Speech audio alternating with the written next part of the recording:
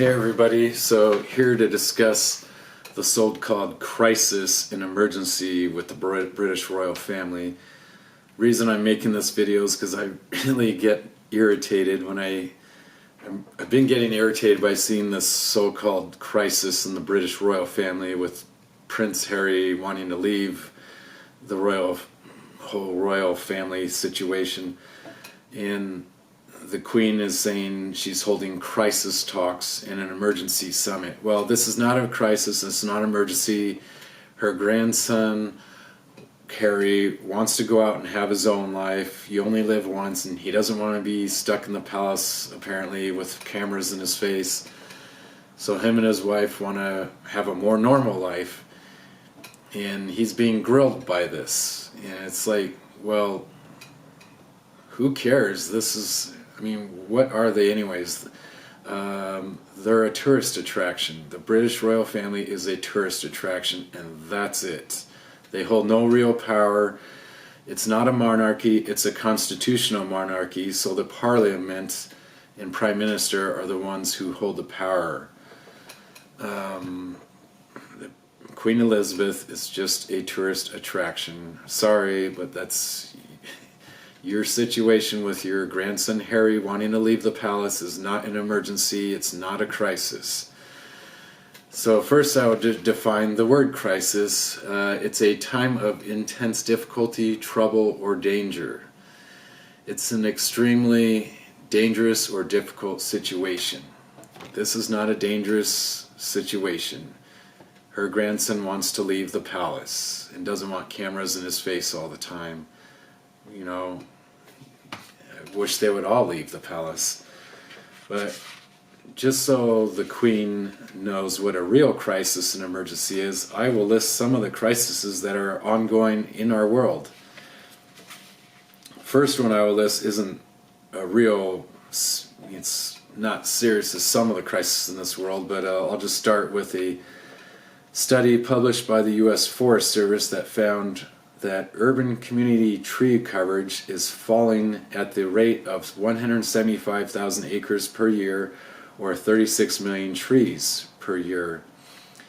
And that was from 2009 to 2014. Again, the U.S. Forest Service said about that urban tree coverage in urban areas in America is falling by about 36 million trees a year. Now this is kind of a crisis because urban forests provide many benefits, including moderating climate, reducing building energy use, reducing atmospheric carbon dioxide, improving air and water quality, mitigating rainfall, runoff, and flooding, enhancing human health and social well-being, and lowering noise impacts.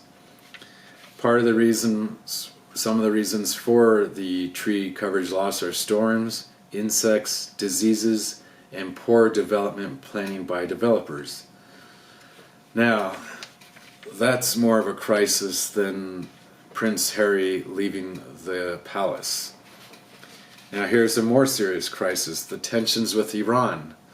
We've all seen the news with Iran lately. One with killing that general, and then the Iranian government shoots down a Ukrainian airliner loaded with Iranians. So now there's thousands and thousands of Iranians in cities all over Iran protesting their government, and they're yelling things like "Clerics get lost," and they're yelling, "American is not our enemy is right here, our own government." Last month, when the government in Iran raised fuel prices, there were many protests, and hundreds were killed and thousands were injured because the government's response was to go in and shoot them. That's a crisis, that's an emergency, not Prince Harry leaving the palace. Here's another crisis in the world, the Australian wildfires, the worst in decades, partly caused by drought and hundreds of people being irresponsible. 24 have been arrested for deliberately causing fires, and almost 200 more for careless acts like campfires and using tools that cause sparks and whatever. 28 people have been killed, 2,000 homes have been burned. The air quality in the city of Sydney is 11 times the hazardous level. 17.9 million acres have been burned, which is an area larger than the countries of Denmark and Belgium combined. Over 1 billion animals have been affected, with millions and millions killed. 1/3 of the koalas in New South Wales have been killed, along with 1/3 of their habitat. Many species could be burned into extinction. Again, the Australian wildfire situation is a crisis and emergency. Prince Harry leaving the palace is not a crisis. Then in the Philippines, the Taal volcano, 45 miles south of Manila, is spewing lava, and experts say hazardous eruption is possible within hours or days, and authorities have declared a state of calamity. Then in Syria, let's talk about Syria. That's another crisis and emergency. Hundreds of thousands of civilians have been killed. About 700,000 have been killed in the last 8 years in that war. 5.7 million people have fled the country, and 6.1 additional million people have been displaced internally. And, you know, who knows how many refugees there are. Now, the whole Syrian war, that's a huge crisis. It's going to take hundreds of billions of dollars and decades to rebuild that country. And Bashar al-Assad, the president, needs to go. That family has ruled Syria since 1970. They've ruled them for a half a century. That needs to end for them to proceed. Now here's another crisis, the American high school dropout rate. 1.2 million students every year drop out of high school in America. That's one student every 26 seconds, or 7,000 high school students a day dropping out of high school. 25% of today's freshmen will fail to graduate on time. The U.S. ranks number 22 out of 27 developed countries for graduation rates. Again, out of 27 developed countries, the U.S. ranks 22 out of 27 for graduation rates. 2,000 schools in the U.S. graduate less than 60% of their students. That is a crisis and an emergency, not Prince Harry. Then let's talk about malaria. In 2018, 228 million cases of malaria occurred. 405,000 died. 93% of these cases were in Africa. This is a preventable and curable disease. People like Bill Gates have contributed a lot to this with these bed nets and vaccines, whatever. But if malaria could be eliminated, which it could be someday, that would be a game changer in Africa. But right now it's a crisis and it's an emergency. This is much more of an emergency than Prince Harry leaving the palace. Then in Somalia, it's had decades of ongoing conflict due to instability and insecurity. 2.6 million people have been displaced internally, and 870,000 people are refugees. Nigeria, it's had persistent attacks from armed groups, which has resulted in 2 million displaced people internally and 230,000 refugees. Now Venezuela. In Venezuela, 5.3 million people have left. They've fled Venezuela because of the crisis there. It's a crisis and an emergency. There's hyperinflation as high as 10 million%. It has one of the world's highest homicide rates. There's food and medicine shortages.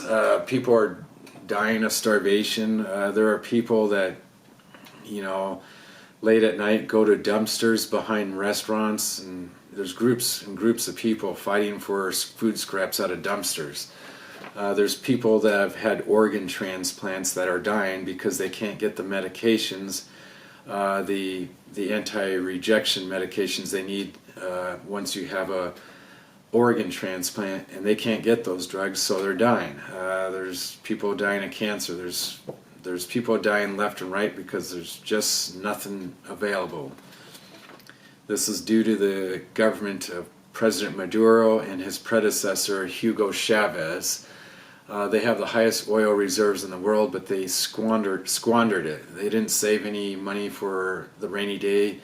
Today's the rainy day, and there's nothing. And of course, a lot of that was due to corruption. The cumulative economic decline in Venezuela is about 65% since 2013. Last year, the economy declined anywhere from 25 to 35%. I mean, that is absolute insanity. There are blackouts. One blackout. Majority of states in Venezuela were blacked out for almost a week. There are several deaths from lack of running water. They need to stop restricting foreign investment because they need foreign investment to rebuild their country. Right now, Venezuela is producing 830,000 barrels of oil a day, but they have the capacity to produce 4 million barrels a day. So they're only producing 20% of the oil that they could be producing, and that can't change overnight because the whole infrastructure is decayed, needs to be rebuilt. Plus, there's a massive brain drain in Venezuela. Highly educated and intelligent people, the majority of them have already fled Venezuela, so you need those people to rebuild the country. That whole Venezuela situation is a crisis and an emergency, resulting in deaths. The Queen Elizabeth's son, Prince Harry, wanting to grow up and be his own man and be independent and leave the palace, that is not a crisis, and that is not an emergency, and that should not be in the news. So I wish the royal family would see this video and realize, the world doesn't revolve around you. You've been coddled since the day you were born. You've had servants catering to your every wish, but there are more important things going on in this world than Prince Harry wanting to leave and lead his own life. I can't imagine what if it would be crazy to think of the average family having an emergency meeting when their kid wants to move out of the house and start his own life and do something on his own. That's what Prince Harry wants to do. He doesn't want to be a royal anymore. He wants to just be Harry, and just leave him alone. And this is not a crisis. So anyways, that's my thoughts of the royal family so-called crisis, and I wish we would stop seeing it in the news because there are much more important things going on in this world than them. Thank you.